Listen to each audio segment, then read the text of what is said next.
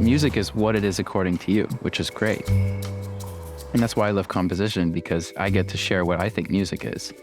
And if you don't like it, that's fine. I love discovering new music. It's just things like that live in my head about music, rent-free. Well, my name is Ethan Brown, and I'm majoring in music composition, just decided. I feel like composition is a place where I can kind of shine a little bit more. You kind of have time to sit there and think it out. Composing, it's like a slow process, and it's great getting to see like you building stuff from the ground up and just watching it grow. When I was, younger, I wanted to be a doctor or something like what all the other kids wanted to do, right? I would sit at the dinner table and hum a melody or tap my foot, and my parents would be like, stop. And I'm like, okay. But you don't hear like all the rest of it that's happening in my head. You're just hearing me, tapping my foot, and that might irritate you, but if you could hear the rest of it, So composition is a place where I get to let all of that out so that people don't just say like, stop tapping your foot. Sometimes you'll write something that just wouldn't in reality be easy for somebody to play, or like kind of awkward. There's kind of moments where it's like, I want this to sound a certain way. How do I achieve that? Basically, I think the most elemental problem solving of it is how do I get what's in my head onto the paper in a way that like people will understand what I was thinking when I thought about it.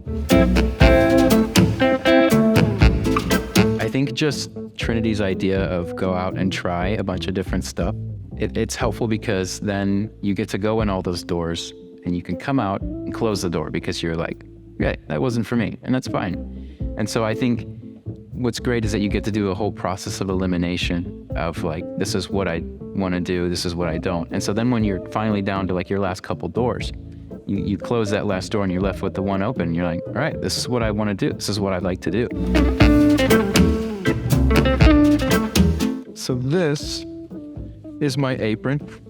If you can read that, it says Grilla. If you know me, you know that I also really love to cook, kind of for the same reasons I love to compose music. You combine different textures, flavors, salty, sweet, just everything. It's a combination of just rudimentary ingredients. It comes together to make something more, and at the end you bite into it and you're like, okay, I'm glad I did that, So there's this little apron.